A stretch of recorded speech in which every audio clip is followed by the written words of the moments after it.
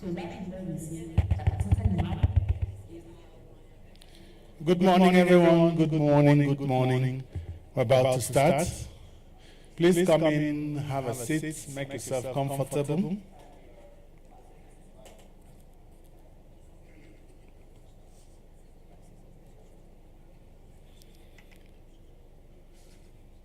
Thank you for coming, Your Excellencies. Leading to the front.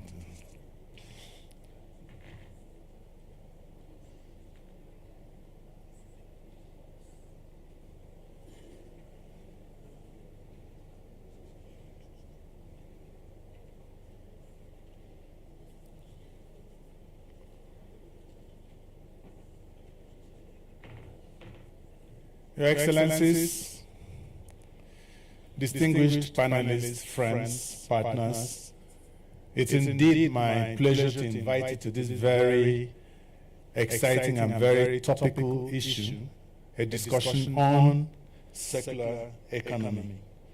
This event is on transforming African economies through circular solutions, and we're going to look at the case of the Africa Circular Economy Facility.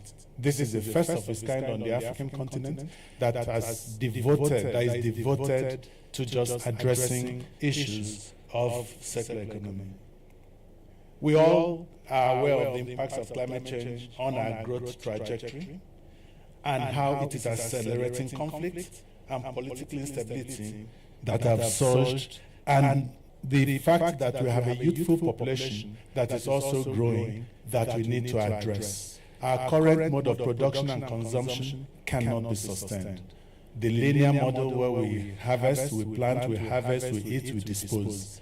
We need to think of something else in this generation. So today we're going to be discussing the circular economy as a solution to this dilemma that we're facing here today. And this side event will showcase, like I've said, activities that have been funded by Africa's first dedicated circular economy facility that is hosted by the bank, thanks to our partners, the Nordic Development Fund and the government of Finland, that have put these resources together. And so I will go ahead and recognize our partners, UNEP, TDB, thank you, sir. And then we have Finland, the government of Finland, we have the Nordic Development Fund. So, without wasting much time, Dr. Kevin Kariuki was supposed to be here. He was actually on his way when he was called that the president has asked him to go represent him somewhere at another session. And so, if you don't mind, I will read his speech. I'm not Dr. Kevin Kariuki. You can tell. My name is Anthony Young. I'm the director of the Climate Change and Green Growth Department under Dr. Kevin Kariuki. So nobody will say I am an imposter. So I'll just read exactly what he says I should please convey to you. First is apologies, because he's our backbone, really supporting what we do on circular economy, because he has seen what it can do to transform Africa's economy, which is in line with the theme of these annual meetings today. So I read his remarks. Excellencies, distinguished panelists, partners, and delegates, I'm pleased to welcome you to this session on the last day of our annual meetings, where we have heard great insights and made decisions on the topical issue of the reform of the global financial architecture to serve Africa's development agenda. We are pleased to have our partners, the Trade and Development Bank and UNEP, alongside the Africa Circular Economy Facility donors, Finland, and the Nordic Development Fund, who are here with us to share ideas to advance the circular economy. We are encouraged by the African leaders' concerted efforts to ensure that the global financial architecture aligns with the growth levers of the continent, and that it has the critical resources, both natural and human, to drive carbon neutrality agenda by 2050. Africa has a green hydrogen market that is set to increase from about $5 billion in 2022 to about $134 billion in 2032. An electric vehicles market estimated to reach about $7 trillion by 2050. And it also has 11 terawatts of solar energy, 350 gigawatts of hydroelectricity, 110 gigawatts of wind energy, and 15 gigawatts of geothermal energy. Why are we in darkness despite this? And in agriculture, it has 65% of the uncultivated global arable land. Therefore, unblocking of adequate capital flows to transform these resources is a clear win-win for everybody.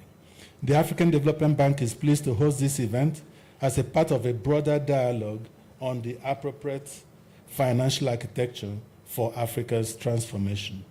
The bank's 10-year strategy aims to promote investments in natural capital management, biodiversity, and nature conservation. Through mechanisms such as the African Circular Economy Facility, the bank will accompany African countries as they develop circular economy models in critical areas, including mining and nature-based sectors. The circular economy provides opportunities to bring innovations at the base of the pyramid into the mainstream economic system of a country. As a development strategy, circular economy connects and creates new value chains for the reuse, repairing, recycling, repurposing of materials and products. This creates new economic models as well as jobs for Africa's youth. After all, the Intergovernmental Science Policy Platform on Biodiversity and Ecosystem Services has estimated that over 62% of GDP of African economies relies on natural resources. Circular economy strongly resonates with the African Development Bank's commitment to addressing the pressing issue of climate change and promoting sustainable economic growth. Let me be clear.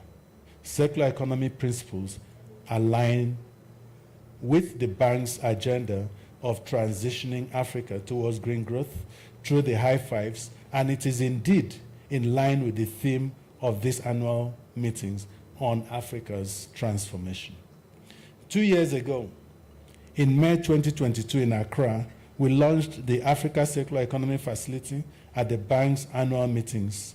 ACEF, that's the Africa Circular Economy Facility, was and still is the only multi-donor trust fund dedicated to the mainstreaming of circular economy in Africa. In its second year of operation, ACEF has established a solid foundation, which you are going to hear about this morning. Building on this solid foundation, ACEF is now embarking on an expansion phase to connect dots, aligning policy with business value chain development. With the support of ACEF, in sync with newly developed African Union Commission's Continental Circular Economy Action Plan, the continent will harness numerous benefits of resource efficiency through responsible consumption and production patterns. ACEF is now ready for its expansion phase, and I call on your support in advancing its work program. And so let's together seize this opportunity for a prosperous, inclusive, resilient, and integrated continent. I thank you for your kind support and welcome you once again.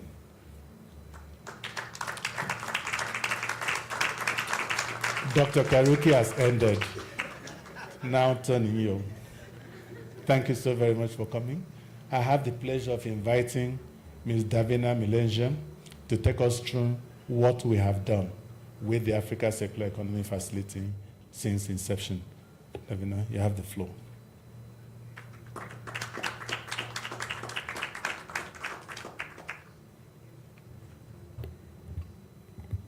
Well, thanks, Tony. Tony is our Director for Climate Change and Green Growth.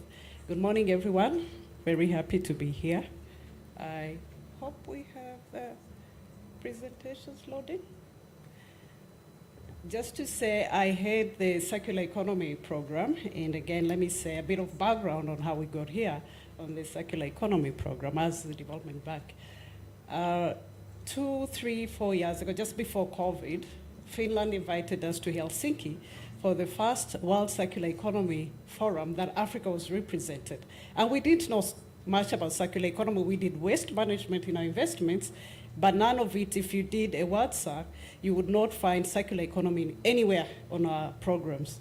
And so, the usual, we did a Google search and found that there was an African Circular Economy Alliance that was initiated by Rwanda, South Africa, and Nigeria.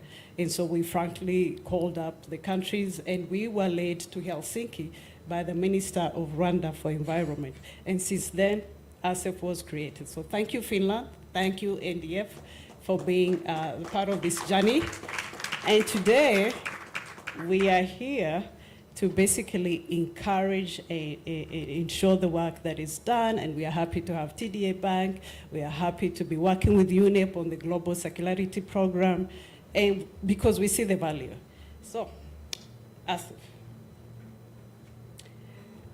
For us, it sits within the vice presidency. Tony just introduced VP Kariuki. So other bank, circular economy sits within the vice presidency of power, energy, climate change, and green growth. And it's in the Department of Climate Change and Green Growth. And that's where ASEF said, as it says, it was created 2 years ago, but it has very direct links with the other complexes that are in the private sector, in agriculture, human development. On the panel, we'll have the director for water and sanitation. We really will harness those leakages. The benefits. Just as you're coming in, we had Takataka Nimali documentally here showing the value that they are creating out of waste. But clearly it has all those benefits, as you can see.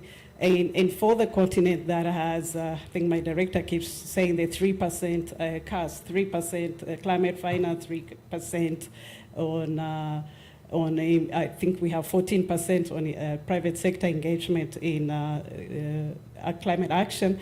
These are the benefits that we really want to see financial sector get behind, private sector get behind, because they're very clear benefits for Africa. So 2 years ago, indeed, we put out a research work to see where the opportunity lies for the continent.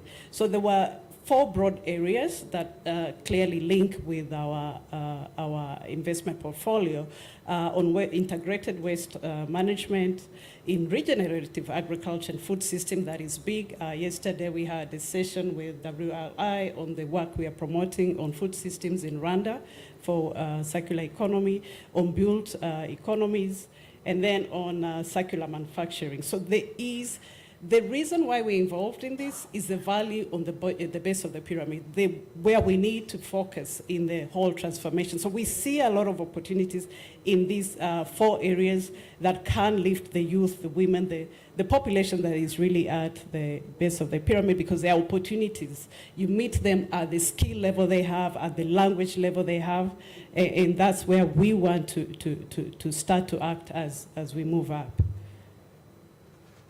So, ASEF, the Africa Circular Economy Facility, when we conceptualized it 3-4 years ago, we didn't know where the opportunity lay.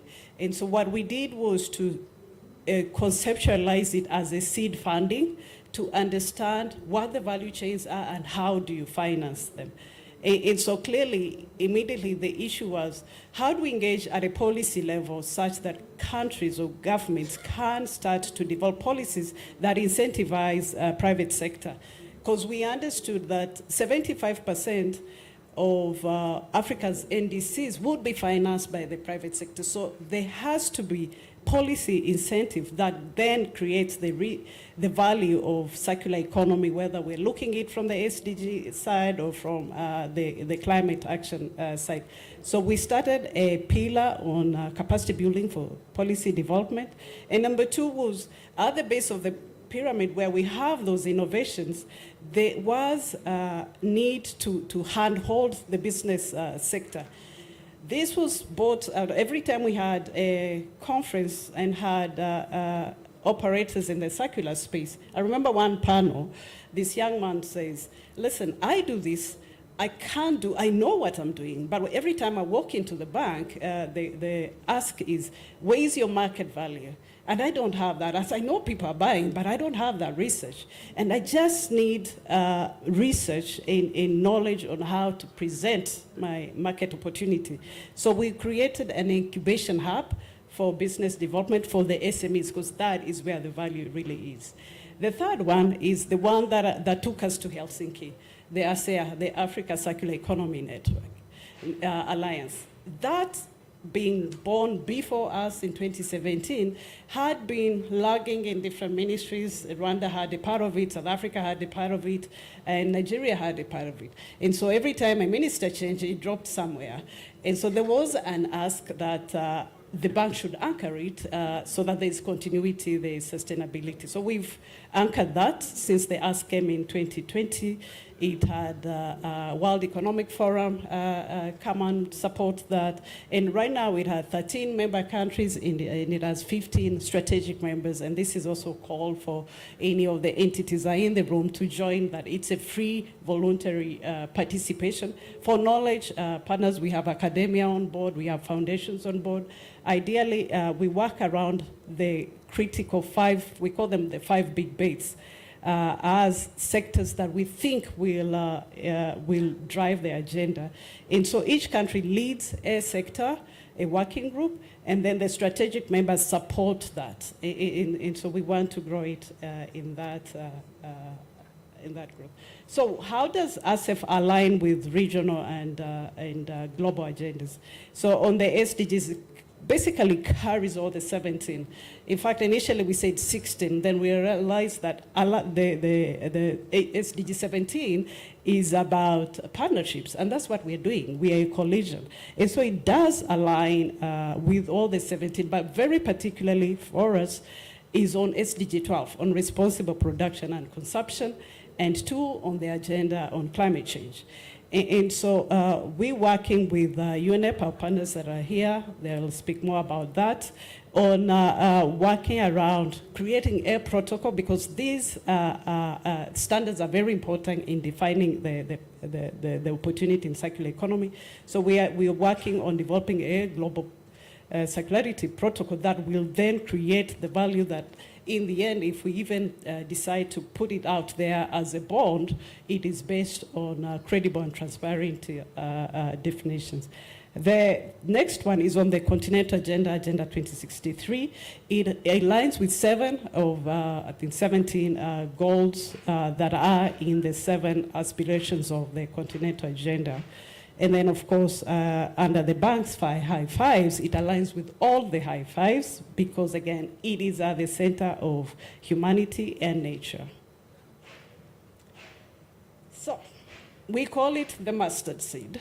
It's small, but very powerful. Currently, we are at 4 million because that's when we were conceptualizing. We said, let's start with that seed financing and see the opportunity. So we are still at that level. We'll talk about the growth path. And then we have 2 donors, Finland and the Nordic Development Fund. And we're looking at an expansion in the next 2 years to come to 16 million, again, trying to create the base. We know there are different partners. The EU has a program on circular economy. What we do, we plug the gaps. Our idea is not to crowd out the private sector. Our role is to plug and connect the dots. So we have, I mentioned the SME program. We're starting with 3 in 3 cities, in Kigali and Abidjan and Accra, where we'll have hubs for SMEs.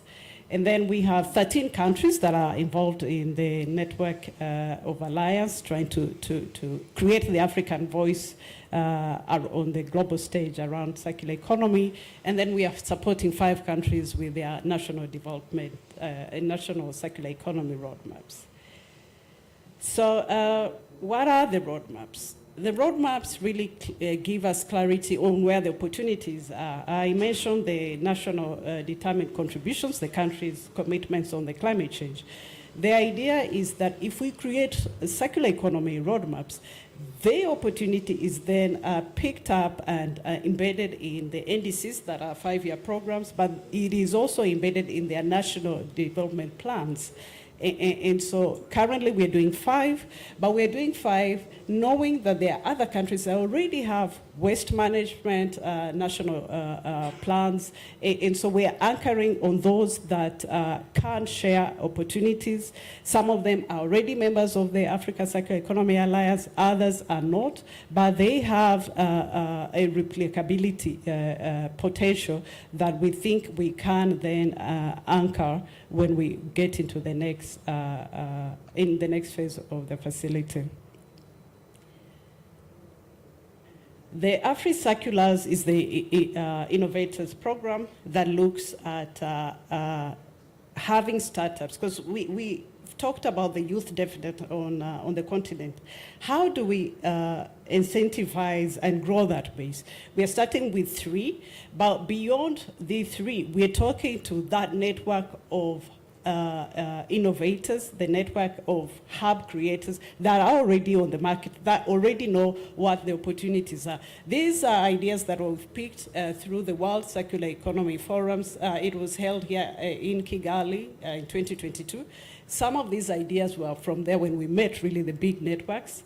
2 days ago, we met the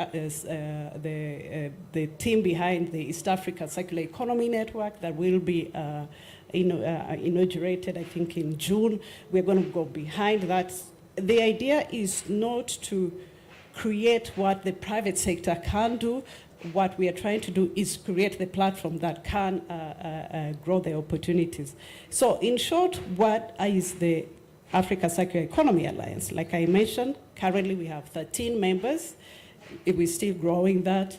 We work with these strategic members, as you can see, some of them are UN agencies, others are associations, foundations, academia, and it's really an open platform for people with different ideas to participate and pull together as we drive the agenda.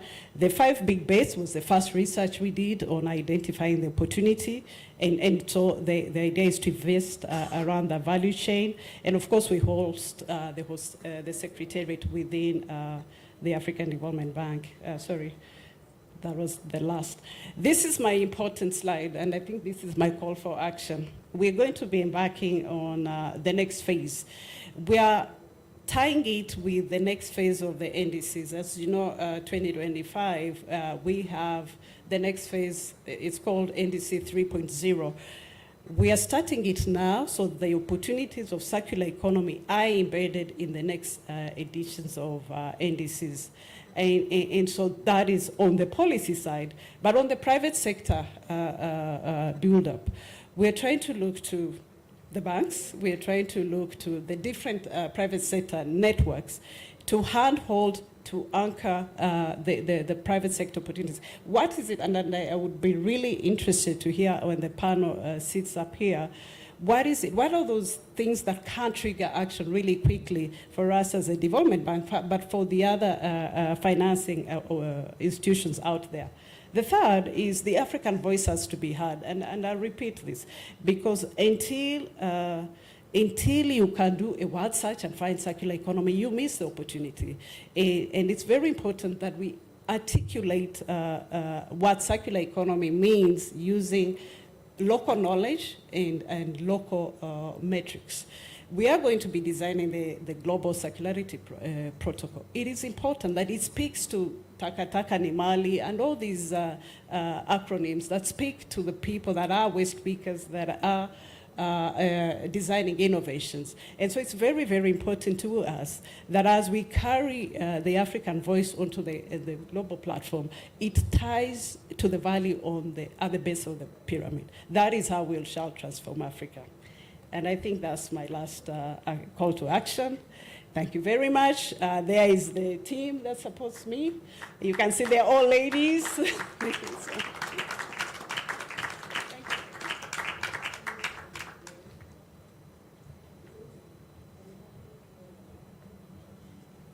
Thank you very much, Davina.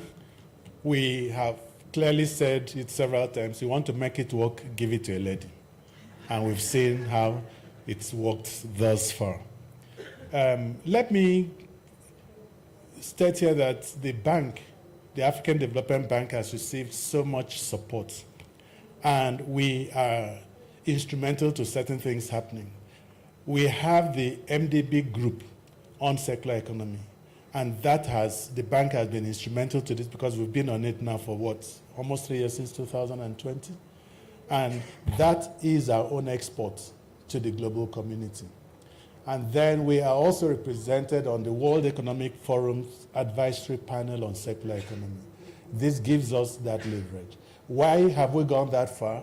I want us to acknowledge the support that we've received from our executive director, Mette Knudsen, who represents the Nordic community, for which we have received so much support. Thank you very much, Madam, for this. Now we have heard there are opportunities. There are also challenges. Who can address this more than the practitioners? Tell us. We want to be relevant. We want this to reach where it ought to go. So I have with me here very powerful personalities who will come to address these issues. And I have the privilege of inviting His Excellency, Pekka Tapiola, who is the Ambassador of Finland to Kenya. Please, you're welcome, sir. Pardon me? Where you're comfortable. We have also Ms. Satu Santala, who is the Managing Director of the Nordic Development Fund, one of our strong partners. Thank you very much, Madam. Please.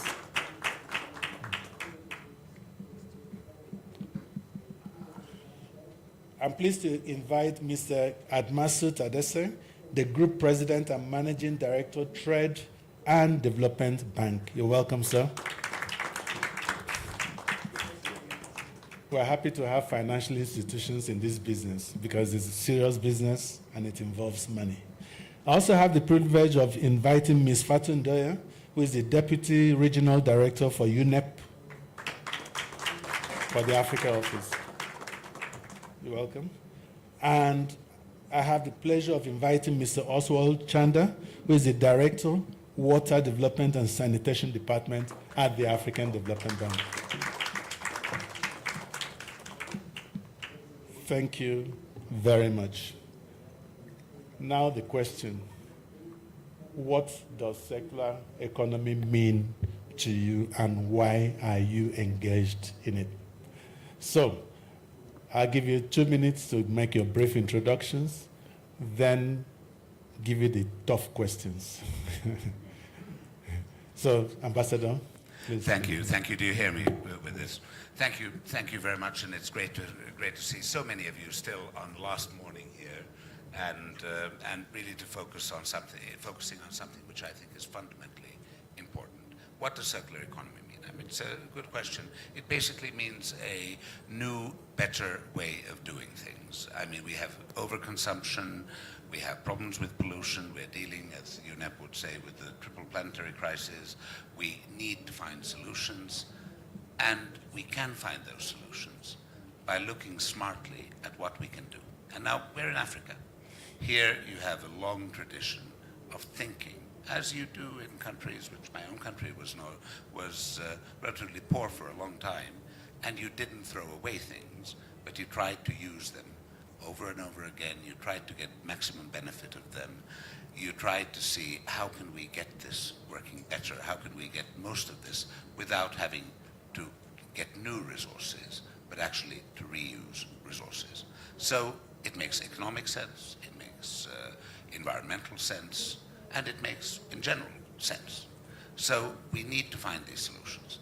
And I think what it means for me, and I'm very proud that the Finnish government, together with the NDF, has been playing a key role in setting up ASEA and ASEF, in that we need to get this global conversation going much better. And there are mutual responsibilities. We just had a while back, I think it was 3 weeks ago, consultations between the Nordic countries and the leadership of UNEP in Stockholm, and we were really focusing on how to get this to work. And we realized that at UNEA 6, for instance, we really did try to get a good resolution on circular economy. We failed, not because different parts of the constituency did not want that. I think there is general acceptance in that this is important, but because we need to learn to talk to each other in a better way, in a less sort of, maybe we Europeans are sometimes a bit bad in a bit of a sort of less preaching way, and more seeing that where do we find our common interests and how can we go forward. So I think that circular economy is the solution, which we need to look at in the future. For my country, it's important, and you will notice it already at the Helsinki airport, because I think our airport is the first one which actually has a second-hand fashion boutique in the departures lounge, which I do have to mention, just as a showcase of how important we think this is. Thanks. Thank you very much. Please put your hands together. He's raised a couple of issues. Yesterday we talked about carbon markets, and what people said was, what does it mean? You guys understand it, you have your PhDs. But for the lady in the farm, what is carbon market? So if we raise the same issue, we speak to ourselves, circular economy, but what does it really mean, and why are we doing it? Yes, madam. Please. Thank you. And I think I'll build on what Pirkka has spoken about, because I think you put it really eloquently. I just think that for us to understand circular economy is really to think of it as a solution, a win-win-win solution, or you can add many more wins into that sentence. It's just a way of doing things in a smart way, making sure you use your resources thoroughly, and you find ways of keeping them in the system rather than always going for new resources. And I think that's kind of the beauty of it. It's not really taking away anything. It's not really having to only focus on the environment, but it is really focusing on an economic approach that also does bring benefits in terms of environment, climate, but very importantly, jobs, economic growth, opportunities. And I think that's kind of the beauty of this thought or this approach. Why we, the Nordic Development Fund, are engaged on this, maybe important to explain a bit what the NDF is about. We are a development and climate fund owned by the 5 Nordic countries. And we exist for the purpose of really co-creating and moving forward approaches in the climate and development nexus space. So finding solutions that are good for development, but also good for climate. And I think circular economy is really a very clear case of such an approach, and therefore we find it important to engage on this, and very happy to have engaged with the African Development Bank and other partners on finding ways of introducing this topic, introducing approaches and piloting them, and hoping to move forward on them. So I think that's all I'll say for now. Back to you shortly. Mr. Tadesse, you may not know, a lot of people refer to you as Mr. Magician. You took TDB from where it was, made it a global institution with innovative tools and techniques. Why circular economy? Why is it important to you as a development bank? Thank you very much, moderator, and good morning to all. Very happy to come after the 2 eloquent speakers. It makes my job a lot easier. Very briefly, for TDB Group, we've always been a triple bottom line institution. It's not uncommon in our industry. And as much as we've understood the imperatives around environmental sustainability, we've been focusing on renewable energy and electrified transport. We've not really gone deeply enough into the circular economy space. We've understood the waste to energy potential, and there's some very exciting models that have been celebrated and brought into existence. But of course, we do need an arrowhead to help us go deeper and to look at this whole space much more comprehensively. And that's why I think at a facility like this is really important. For us, we've been really intensifying our response to the imperative of climate change, as well as the SDGs, of course. And one of the things we've been doing is, addressing the areas that are low-lying fruit for us, including our lovely building that we've put up here in Nairobi, which we inaugurated about a year ago and is a green certified building. And that is, again, trying to walk the talk. There's a lot of talk, but walking it is a lot harder. And so I'm not going to be sitting here saying that we have a whole lot to say yet on the circular economy front, but we have been greening the bank, and that greening process will also result in us following these types of facilities, looking to co-finance a whole lot more. We have the Trade and Development Fund, which is a new SPV within the group that will look to do more things upstream, because an area like this that has yet to be unlocked needs a lot of special funding that's not commercial. I think the presentations that AFDB put up, very, very pertinent. There's a lot of knowledge, practical knowledge, applied knowledge that needs to be made available to practitioners, because people may be committed, but they don't always see the practicalities. And I think this is where it's going to be very helpful. But it's not just about the knowledge, it's the business development, it's the incubation. And so, I mean, for us, we're going to be learning alongside many others, but we do have what we now call Green Plus shares. And I'm very happy that the African Development Bank, as always, has been a pioneering and catalytic partner to put green equity into an institution like us.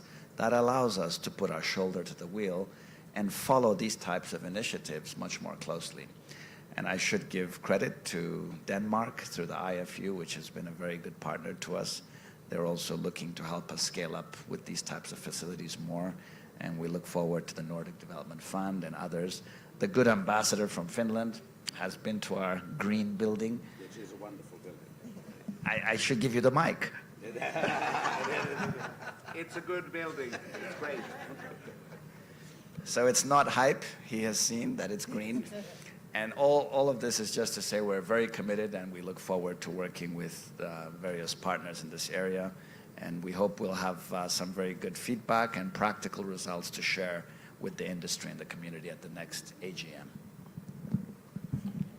Please put your hands, because this is a very interesting piece of work, sir.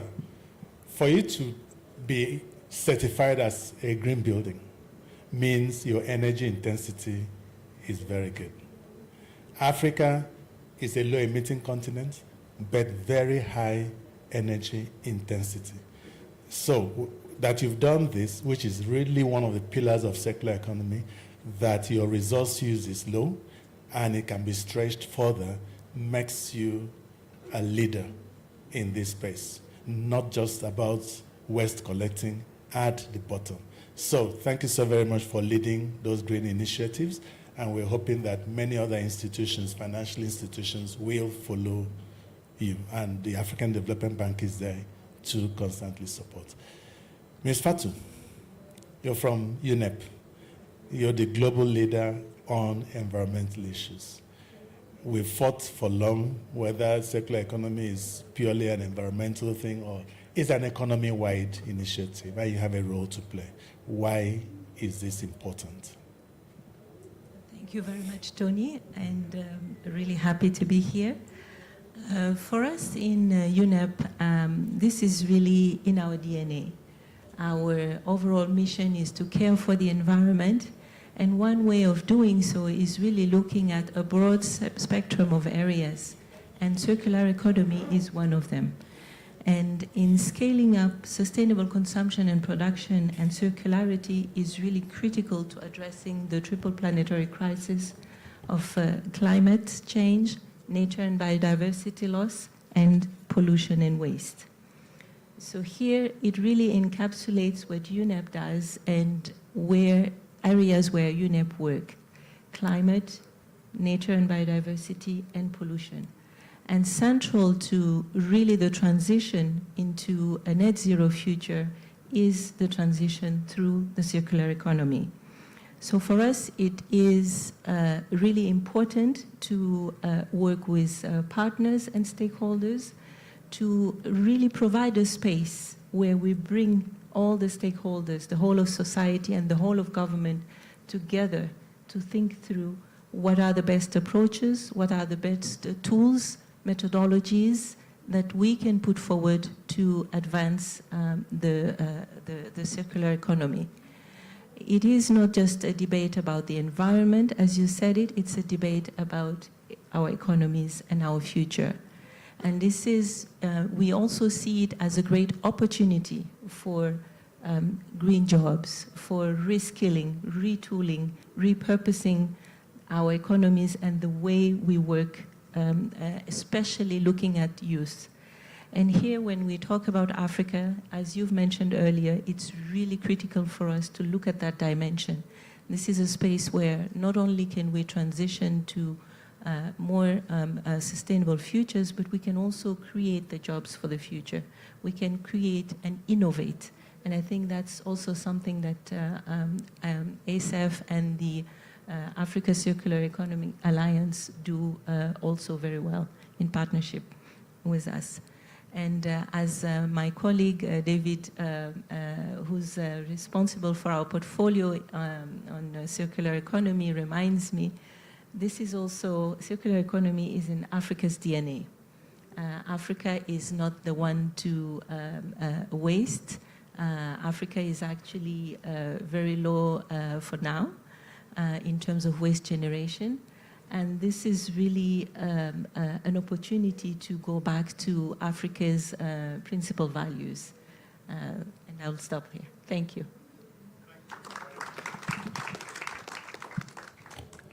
Africa, circular economy is in Africa's DNA. If you had the privilege of coming from poor homes like some of us came from, and you were not the first child, you would know that you won't have brand new clothes because it kept being passed down to others. That was circular economy in motion. Our parents knew it. There was no waste. Mr. Chanda, beyond the waste we recycle, I know that the African Development Bank is doing some innovative things in this space. We may not have called it outright that we're doing circular, but when you look at it, it's actually circular economy. Can you give us your take on what is it that you are leading in the bank in this space? Thank you very much, and good morning. Yeah, for us, I think following the strategy that we developed, the bank approved, we look at water, that water by nature is secular, you know. It goes through cycles. And in that cycle, there's a lot of interaction that goes on.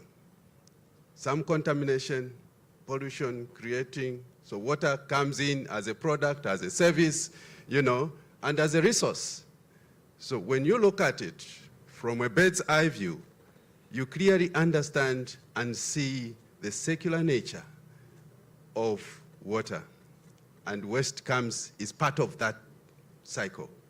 And so we see that if we critically look at this cycle, there is need to extract and to remove some of this waste. The cycle goes on, and that cycle will continue. Whatever we do, that cycle will continue.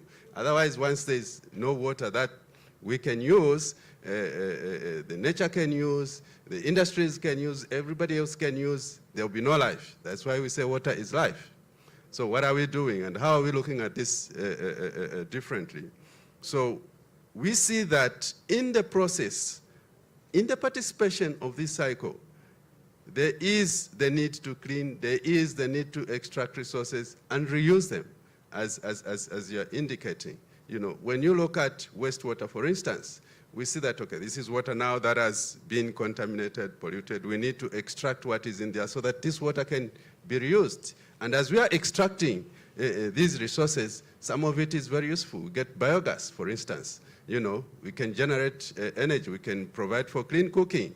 You know, we can extract solids from there that farmers can use. So there is business. There's a business case in this cycle, you know. And we see that there's employment in this cycle. You know, there is empowerment in participation in this cycle. So when we design our programs and our projects, we're saying, how can we maximize the participation in this cycle? How can we popularize, you know, to many countries today, waste is a headache. Solid waste, liquid waste is just a headache. You know, do you have a sea nearby? Let it go to the sea. You know, is there a dumping site? Just dump it there. But there's a resource in all these facilities. And it's that realization that is changing our approach to the design and implementation of these projects, because we see that we are extracting resources that are making a difference. We are making a business case that is attracting the private sector in this cycle. You know, we are making a case that is helping reduce the cost of doing business production. Here in Kenya, we're working on a waste treatment plant where we want all the energy to come from the extracted methane generating the electricity for the plant. You know, so for us, when we look at circular economy, we just following through and participating in the natural cycle that is there, you know, that is being disrupted by human activities and nature. Thank you. Thank you. Wonderful. There is an interesting initiative the bank is working on. We call it Youth Adapt Challenge. We believe that somewhere on this continent lies the solution to climate change for this continent. We are in a city where several years ago, when Kenya hadn't fulfilled the goals of the Human Development Index, it did not know how to manufacture cell phones, yet it leapfrogged and created M-Pesa, which became the mother of money transfer, things that happened. So we believe that somewhere here there is. And so we have a program that we launched bringing young people, very young people, and we have this very interesting initiative. This young lady uses drones, had one drone, equips it with artificial intelligence, and it flies around to find where drains are clogged so that they can be removed before the floods come. We found it very exciting. And almost 90% of what she removes from there is plastic waste. So she sets up a plastic shredding plant to set it. Very innovative. Now she's expanded with our support. We just provided $100,000. And she's been able to use that to attract maybe almost $1 million now. They expanded to several countries. Those are the things that we do, innovation. But the Nordic Development Fund has taught us to do that, because over the years, we have gone in with you to areas where others have refused to go to because they consider it risky.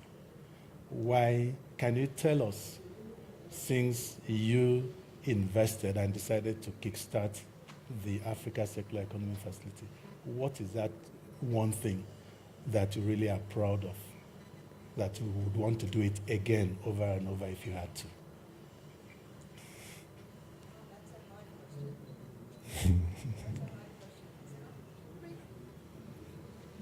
Volume? Yes. How about now? It's on. Okay, let's see. Yeah, I think it's on now. Okay. Thank you. Thank you for that hard question, because always singling out one thing is super hard. But I have to say that, well, I'm personally very proud that we sit here today and we see that the facility has gotten off the ground. I'm new at NDF, but I was involved on the Finnish government side when the whole initiative was getting started and when the Circular Economy Forum was hosted in Helsinki and so on. So I was part of the original conversations, and I'm really happy to see that it's moved so much towards becoming reality. Of course, it's still early days, and I think that's what I think for NDF, maybe that's the biggest sense of pride, that we have been able to engage and see that there is really scope for this initiative, and there's scope for partnerships building around it. And I think really picking on what colleagues on the panel have said, for example, really building on youth innovations. And as you also mentioned, this continent has so much opportunity in its youth. And I believe not only that there is somewhere a solution, I think in many places there are solutions. And then by investing in them and scaling them up, providing those opportunities, I think many of them will really start changing the continent and the globe. So I think that's a key element and something that I at least am very proud of. But also, as you've sort of really beautifully described, the sort of natural cycle or the cycle of the nature that we shouldn't be working against, but working for and with. And I think that's brilliant. I think, for example, regenerative agriculture is a really good example of that, whereby using circular economy, maybe you may not call it that, but by using different kinds of farming methods that then you reduce dependency on external inputs like fertilizer, you strengthen what I know the continent wants to be more, to have a better food sovereignty. So you're kind of, by using these methodologies that can often be actually traditional natural methods of doing things, you're reducing your dependency on external inputs, increasing your ability to control your own development, and at the same time, you're saving the planet. So, yeah, there's a lot that I'm proud of, but of course, particularly proud that this partnership has taken off the ground, and really looking forward to it going further and inviting, of course, others to invest in it as well. Thanks. Thank you very much. Thank you. Mr. Tedeschi, I just told you the story of this youth, and I know you have the Trade and Development Fund, which basically, what opportunities do you think Trade and Development Bank can provide to people who are in this circular economy space, particularly these young ones who have proven themselves that they can do it and are expanding and just need a little bit more push? Are there opportunities for such people in the Trade and Development Bank, particularly through the fund? Yes, in fact, there certainly are, and we are very much trying to intensify our response. We talk about scaling up and synergizing a lot in our industry these days around some of these imperatives, and I'd like to flag a couple of very interesting initiatives. I can't say it's as focused an arrowhead as the particular facility that we're discussing today, but we do have some new initiatives that will dovetail very nicely with this circular economy facility. And one to highlight is a new clean energy facility we've established with the World Bank Group. It'll be focusing on clean cooking. And within that space, we already have about $300 million that is being availed on a very targeted basis. And that will support a number of projects that will help accelerate, use of clean energy, also with aspects to do with the recycling agenda. Green briquettes, as an example, also having fire stoves that are innovative that can actually use biomass in a way that also allows some element of circularity. But also, we are all very seized with this new tectonic shift towards electric vehicles. And we all know that there's going to be a huge opportunity to start recycling batteries that run through their normal cycle. And we have, again, in that respect, a brand new facility that is coming online, hopefully by year end. It's going to be an e-mobility fund. And this e-mobility fund will be looking to scale up and accelerate the rapid adoption of EVs. But within that facility, we'll be looking to support business models that will have a recycling agenda. There's going to be some very interesting leasing companies that will be accelerating the rollout of EVs, and as part of their business model, there will be an element of recycling batteries, right? And so we know that around critical minerals, there's going to be a lot of opportunity to do that. And then the last area to highlight is a green housing value chain fund that we're also rolling out, again, with the World Bank Group. And this will be a specific fund that will look at sustainable materials and efficient utilization of materials in the development of the housing market. And so these are all, very strong facilities that will help support the cause of the circular economy and also address some of the other initiatives. So there's a lot happening. I can't sit down, and I'm going to borrow from the remark to say we can't single out one specific transaction at this stage, but I have flagged our new green building. No, thank you very much. That has been quite impressive, that you have a structured facility, a strategy to dealing with the issues of recycling. Several years ago, some of us raised an alarm that we bring in so much cheap batteries to drive our energy transition. Batteries that last for 2 years from cheap production. And when you look at the way these batteries are being recycled, kids are going into them, breaking them, extracting the lead and so on. And we're afraid that while we're trying to solve an energy transition problem, we're going to be creating a health issue, lead poisoning, with these little children because we don't have a facility. So I'm so glad that you have a very structured strategy how this will be recycled. So that brings me back to you, UNEP. This is a global challenge. What is UNEP doing in this space, particularly in this recycling, to ensure that the health of these children, for instance, are addressed? Do you have policies? Do you have initiatives that you're embarking on? Yes, Tony, we do have a number of initiatives. We have about 60 initiatives around the house working across regions. I will not bore you with all 60 of them. I will start maybe by referencing what we call Go for SDGs, which is the Global Opportunities for Sustainable Development Goals, and which is really an accelerator for the SDG 12 on sustainable and responsible consumption and production, and SDG 8 on decent jobs and economic growth. And what Go for SDG does is to promote circularity in high impact sectors.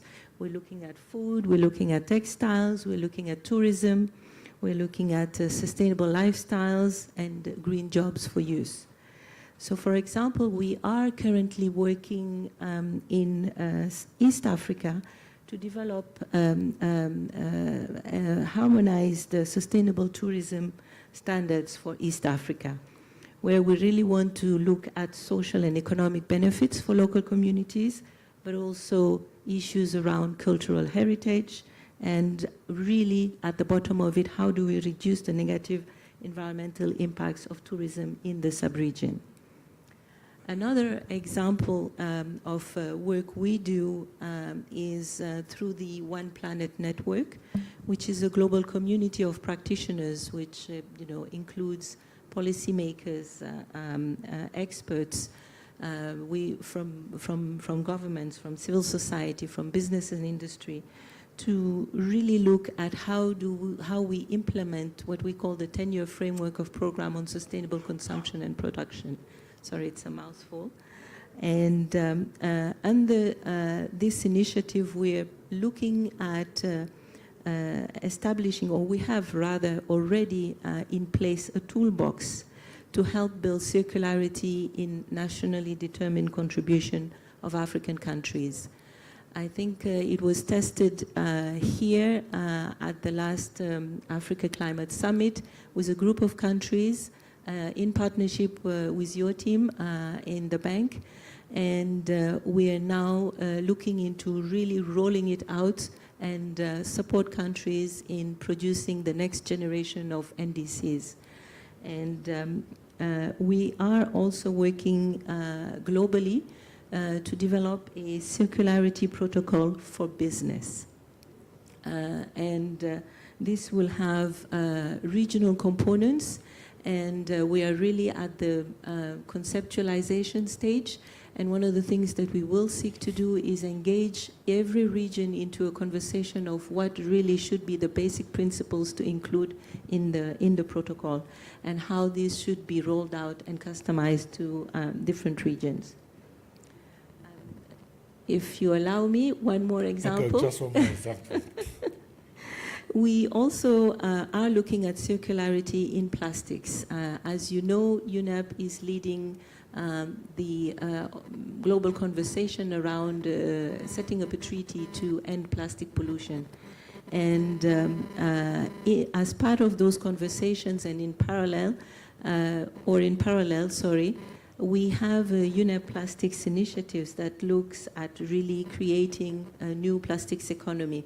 How do we really look at reducing plastic pollution, redesigning products, and keeping plastics in the economy as long as we can? And in that particular initiative, which covers about 60 countries, we have 14 projects in 60 countries. There's one that we, as Africa Office, are going to start in Zimbabwe and Nigeria, is really looking at establishing national extended producer responsibility programs to really mitigate plastic pollution. Okay. So I'll stop. Thank you very much. Very rich initiatives. Please give a round of applause. Mr. Chanda, we're rounding up. You're in the field with the communities, with the people, actually implementing this circular economy initiative. What do you think the Africa circular economy can provide for you to enable you deliver more of this circular economy initiatives in the field? What do you want from us? Yeah, thank you very much. That's a very good ask, and we really appreciate it because what we are looking at is having an idea of the situation out there. It doesn't have to be very detailed. We want some quick assessments in each country to understand what is happening to the waste, particularly waste related to water and sanitation, you know. Because once we have that information and we engage with government in policy dialogue, then we will be in a better position to sell the need to prepare, to undertake feasibility studies and prepare designs that can then be upscaled, or we can invest downstream. Now, at the moment, we don't have much of the information. We have been undertaking some country water security profiles for each of the countries, but we have not gone to that depth. So if we can have some support, you know, to capture what is happening in terms of the waste, the liquid waste, the solid waste, and where it's going, then we can have a story to tell or something to engage the government, you know, because it's very important to get government buy-in for us to undertake, to support them in undertaking feasibility studies and designs. If you can go a step further, we'd also appreciate, because the scale is huge on the continent. I mean, we're looking at, we don't know what is happening in terms of waste disposal of 800 million people on the continent. We don't know where the waste is, open defecation everywhere. So we want to capture that information so that we can then do the next step, undertake feasibility studies, do the designs, and then the financing from the bankers can come in. Now, in doing these studies and designs, we build in the circular economy approach. That's the whole point, and this is where we're starting from. But the starting point is we need to know what is the situation at the moment so that we can then expand and get the youths and everyone involved and make a business case. Slowly, the private sector is warming up, to participating in the recycling, in the treatment of waste. So that is our ask. Support us in undertaking the studies, the assessments. Thank you. Thank you very much. I'm sure that cuts across all the other sectors. So, Ambassador Tapiola, you've heard the ask. Finland is very supportive of this initiative. Actually, not just supportive, leading the way in circular economy. What else do you think the government of Finland or your other close partners could be brought together to still do to support the Africa Circular Economy Facility? Okay, thanks. And thank you for extremely good interventions by everyone. But I'll be a little bit provocative on this one because, yes, we have sort of kicked off things and together with the NDF and so on. But then comes this question of ownership, and we're doing quite a lot. I mean, if I look at our own experience, we were the country with the first national circular economy roadmap. We have put very strong domestic commitments, and it's important that our partners in Africa do that as well, and that we really try to get as many African countries into the fund and working together with the fund as possible. I mean, we're sitting here in Kenya, and Kenya has really shown incredible leadership in environmental matters and climate matters. I mean, I remember in this very same compound, we were hosted by President Ruto for the African Climate Summit in early September. I'm not sure if Kenya is already a part of ASEF. I would like to see that happen. There is legislation here, which is very, very important.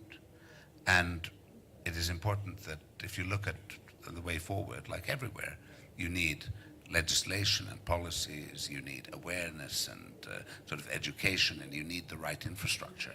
And for instance, one thing which we as development partners here are looking at is that we hope to see the extended producer responsibility law gazetted as soon as possible. That's been one of the things which I think we've been waiting for, and that also goes into this. So, I mean, it's, as I said earlier when we talked about UNEA, and I think we all have a shared understanding that circular economy is the way to go, and we really need to go in that direction. But that means that we have to have this conversation where it is not driven by donors, it is not driven, and I think President Ruto has shown great leadership in sort of rehashing the financing discussion as well. But that it's really one where all of us have our roles to play. We've provided, together with the NDF, and we've provided and kick-started platforms, we've kick-started funds, facilities, trying to get things going. We have, for instance, with South Africa, a good sort of structured dialogue on circular economy. We are globally pushing forward through our innovation fund, CITRA, the World Circular Economy Forum, which was in Rwanda, Helsinki. Next one will be in Sao Paulo in Brazil. So we're very active in sort of getting this conversation going.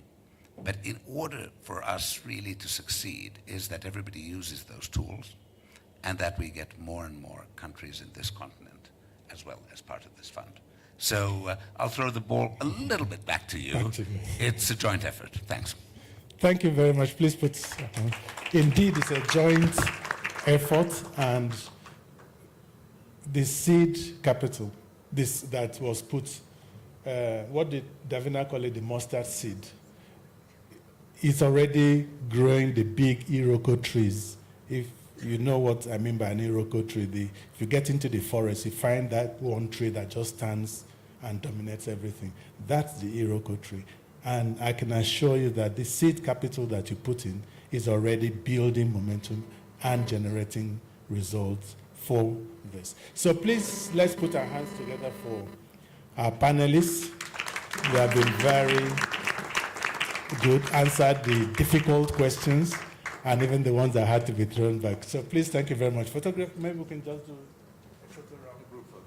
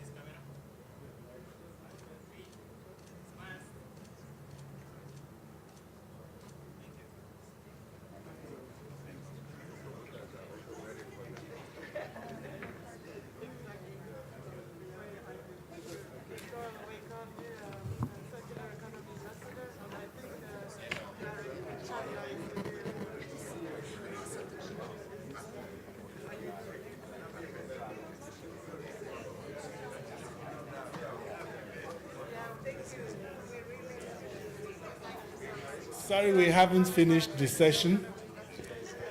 Please, we still have a few more minutes. I just wanted the panelists to please have a group photograph before leaving. Hello, colleagues. Excuse me.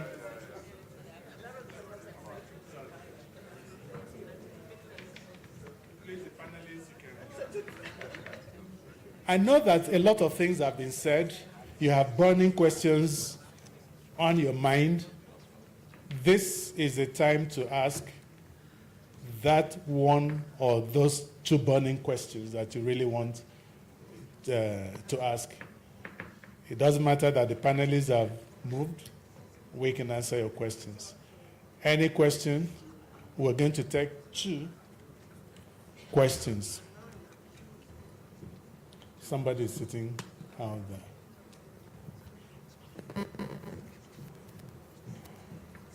Please, gender sensitivity. 2 questions. Hello. Only, yes. Yes. All right. Thank you very much for a very insightful panel. My name is Diana Gishaga. I am the founder and managing partner of Private Equity Support. We've worked with SMEs from across 26 countries in sub-Saharan Africa. 2 things about the circularity economy that I just wanted to bring out is, and I think the panelists all alluded to it, availing the funding to enable that transition in terms of putting the necessary infrastructure to enable businesses be able to undertake circular activities. I'll give you a very quick example because I don't want to take too much time. A lot of the small and medium businesses are trying to do a lot in circular economy. We've worked with businesses that are trying to make use of the avocado waste they use for skin or hair care things. We've worked with businesses that are trying to use food process elements, the waste, to make value-added products.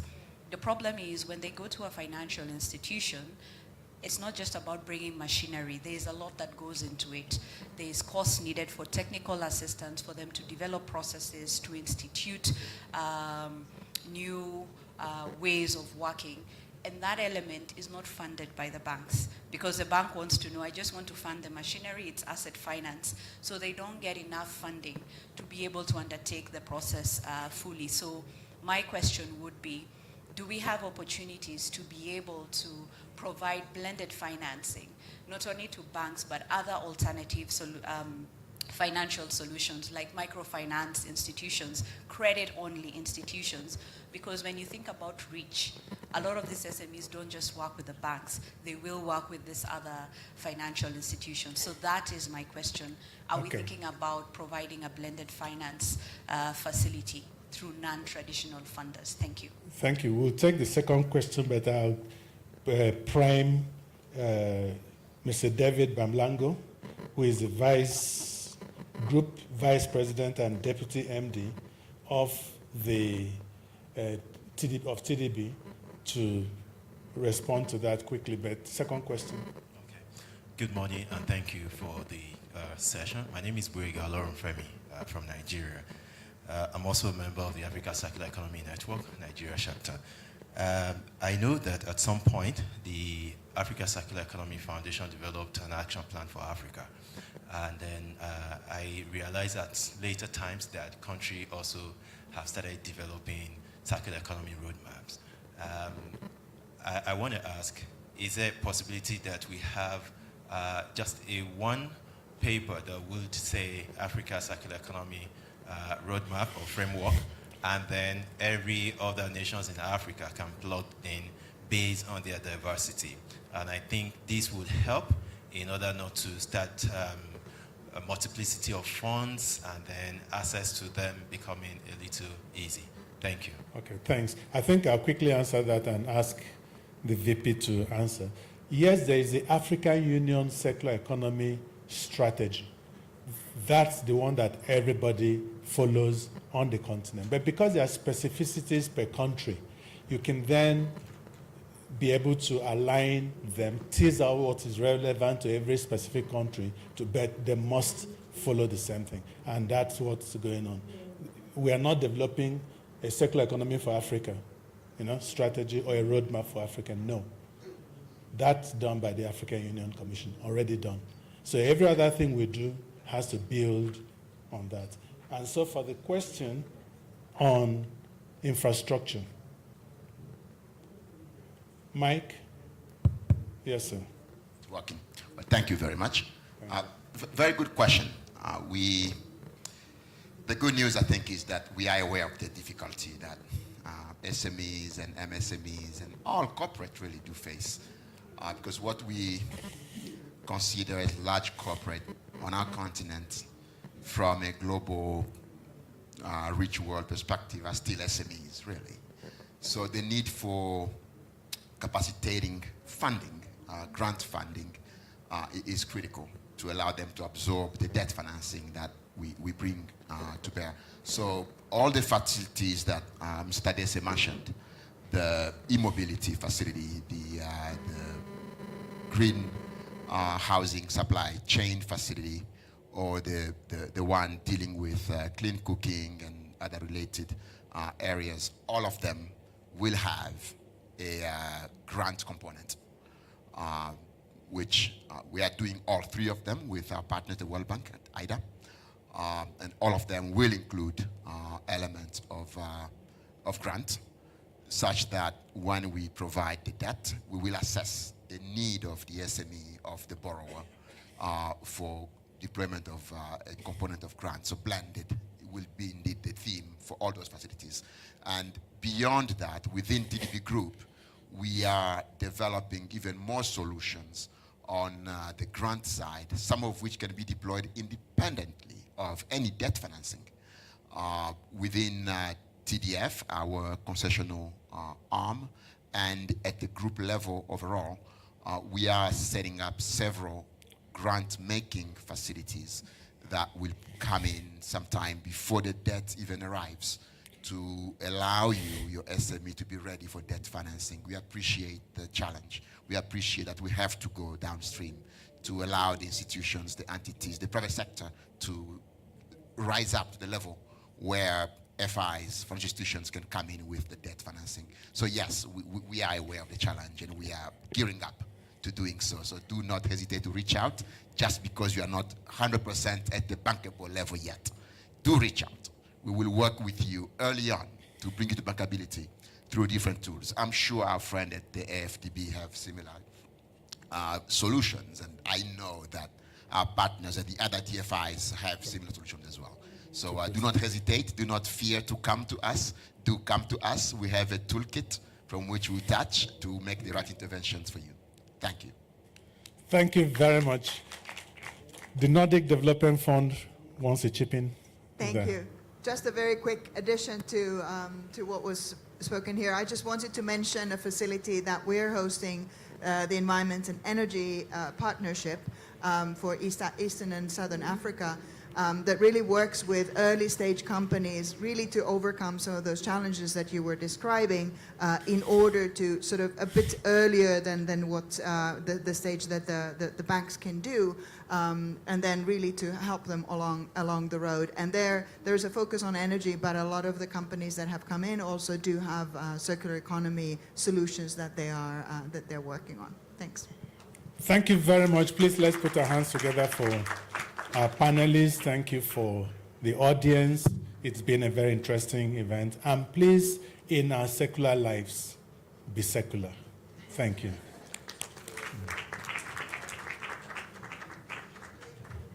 The event is officially closed. Thanks.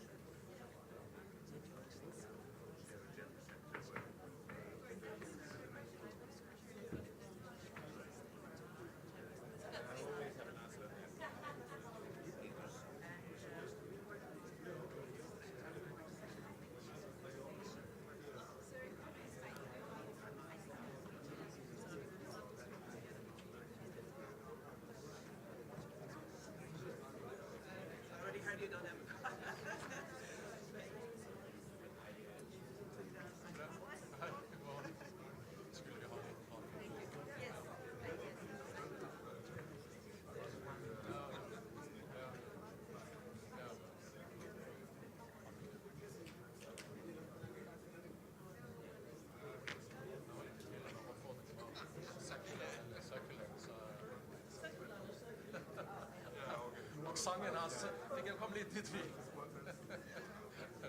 Ja, gikk det fint?